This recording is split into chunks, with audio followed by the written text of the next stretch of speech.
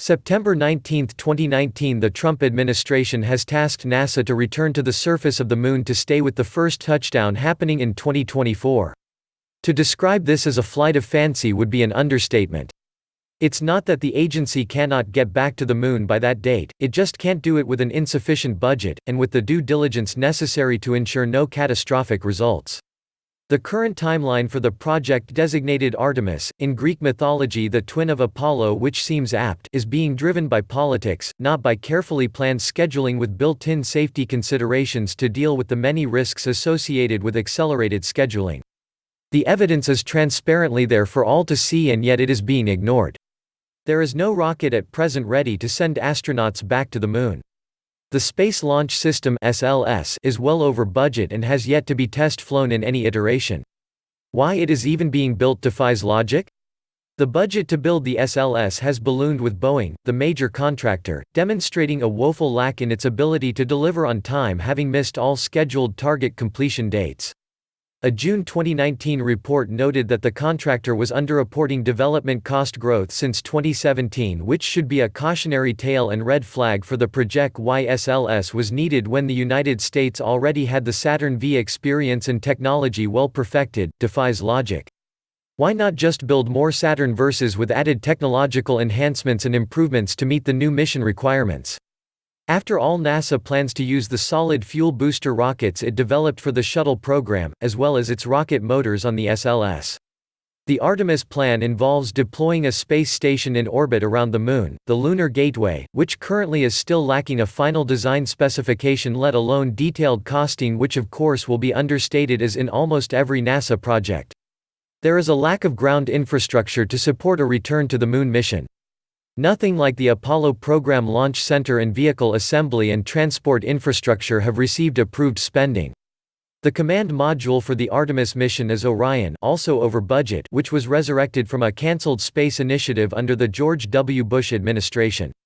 It has recently been completed. Its service module, or ESM, is contracted out to the European Space Agency (ESA), which recently delivered the first iteration for testing and integration with Orion. ESM is a mission-critical component supplying Orion with its electricity, propulsion, thermal control, and life support systems. It has never been space-tested or flown mated to Orion. In an earlier launch of Orion without the ESM attached, one wonders what actual systems tests were done. The return to the Moon mission requirements includes a lunar lander, a souped-up version of the Lunar Excursion Module of Apollo. The lander has yet to be designed, although NASA may reach out to Blue Origin, who recently revealed its designs for a lunar landing module it calls Blue Moon. How much more design work will be needed, and at what cost to make the lander a reality? Under the politically appointed head of NASA, Jim Bridenstine, a former congressman, NASA recently reassigned 2 of its top executives in the Human Space Exploration Program. Why this occurred is highly speculative, but my guess is that these senior NASA folk were questioning the administration's Artemis timelines. When you consider how NASA administrators ignored good advice in the past leading to tragedy, one wonders how Artemis will avoid it in the future. A recent Government Accounting Office report reveals numerous NASA and contractor mistakes that are endemic within the agency, which could likely repeat, causing something to break, whether it is the technology, the budget, or the timelines for Artemis. It could be happening in all 3 categories. And finally, we have commercial competitors who have enjoyed a healthy assist from NASA in building their space businesses, and who have complementary and competing technologies that could be used by or replace the Artemis program. NASA has been using commercial partners going back to Apollo, and there is a concern that an over-reliance on them could impede success. Consider the SLS boondoggle described in previous points, and the concern becomes very real. Some within the agency describe the pressure being put on them to use commercial contractors rather than NASA in-house know-how for Artemis.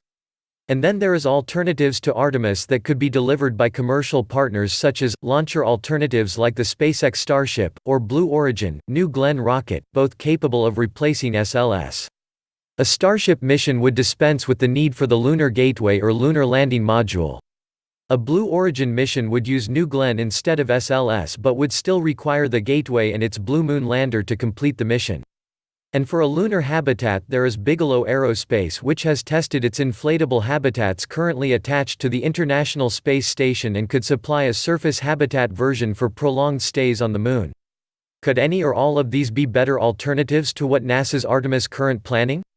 In the latest reveal, Kenneth Bowersox, acting Associate Administrator for Human Exploration at NASA, the Bridenstine-appointed replacement for the two former human spaceflight executives, when speaking to a congressional subcommittee yesterday stated that he wouldn't bet on the aggressive 2024 timeline knowing the technical challenges that remain to be overcome. Will Bridenstine now fire Bowersox for being truthful about this politically imposed deadline that NASA has been asked to meet?